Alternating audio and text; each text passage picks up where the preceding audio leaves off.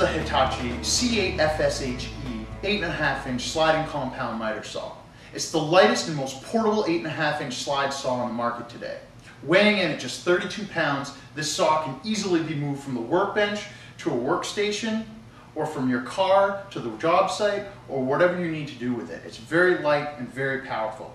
The saw comes fully loaded with a laser light, LED work light. It features a 9.5 amp motor that runs at 5,500 RPM, so you're going to get a really smooth, clean cut. It also has the best-in-class dust collection with a dust collecting bag here, which is easily removed, unzipped, emptied, and reattached to the saw. It also has a 5-year professional warranty, so you know you're going to be covered, and it's backed by Hitachi, so you know you're buying a good product. I'll now show you how easy it is to change the blade on the 8.5-inch sliding compound miter saw.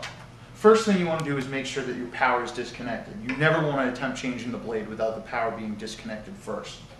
The only tool you're going to need is the included hex wrench. The first step is to remove the access panel so that you can gain access to the arbor underneath this panel. Just loosen one screw. This will drop down. Set it out of the way. Now you'll want to engage the blade lock just on the back side of the blade.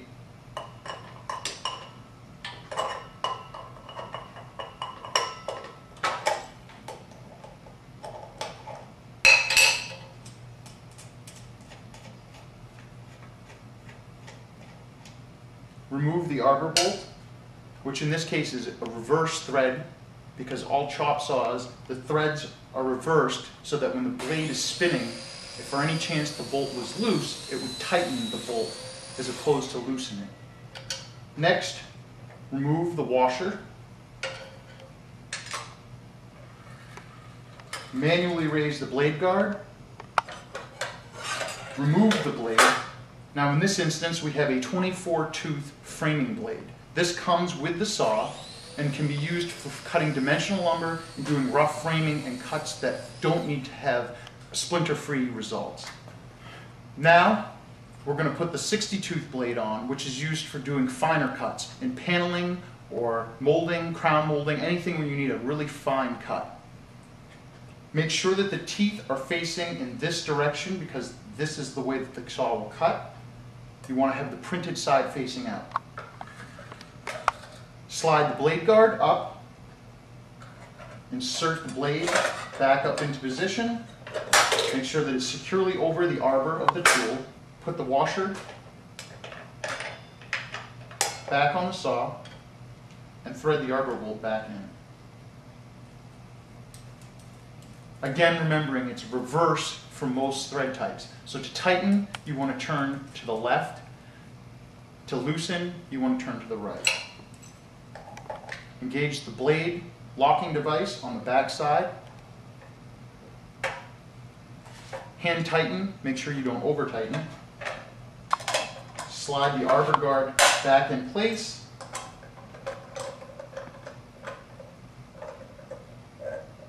Securely tighten, and you're done. Now we can plug the tool back in and begin cutting. The C8 FSHE comes equipped with a laser line. This can be used to mark either the left, right, or center of the saw cut. In this instance, we're going to set it up so that we can cut and make our mark so that the blade cuts evenly along this pencil mark that we've made here. Now the first thing we're going to do is calibrate the laser. So we're going to make a quick test cut.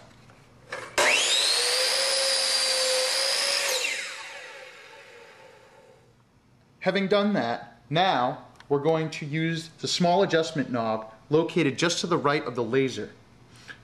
By turning this, we can move the line further to the right or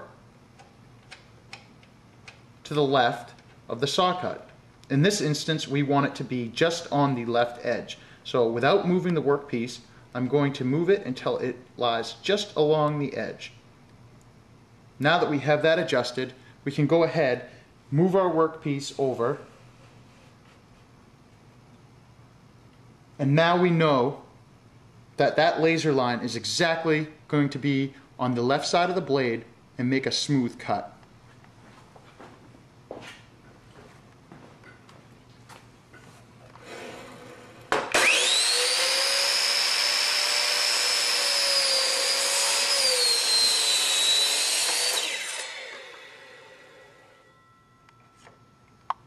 Perfect.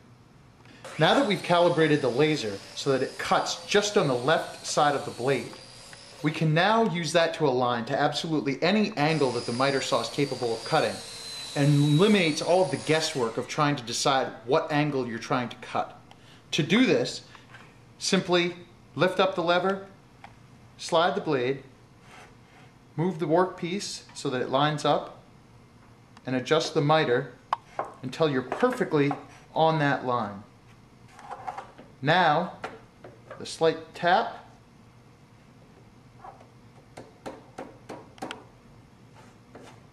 we can twist the handle, lock the miter at that specific angle, and now we can make our cut without having to do any measuring or figuring out any type of angle.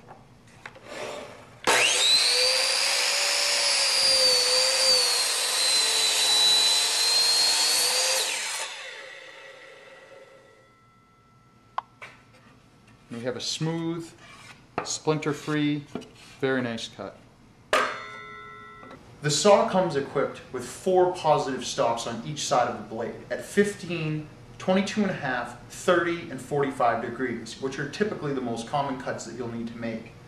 In order to move the bevel, simply with your finger lift the lever and the tool will slide easily. With releasing the lever, it will stop at each one of the angles that I aforementioned.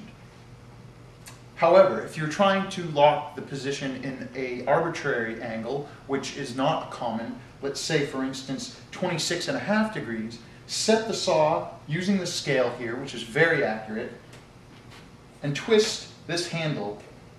That's going to lock the saw at any angle you could possibly want, infinite adjustment wherever you need it. To unlock, simply spin, lift the lever, return to 90 or whatever angle you'd like. To change the bevel, you want to reach to the back of the saw where there's a lever. Reading the scale, loosen the lever, and you can adjust.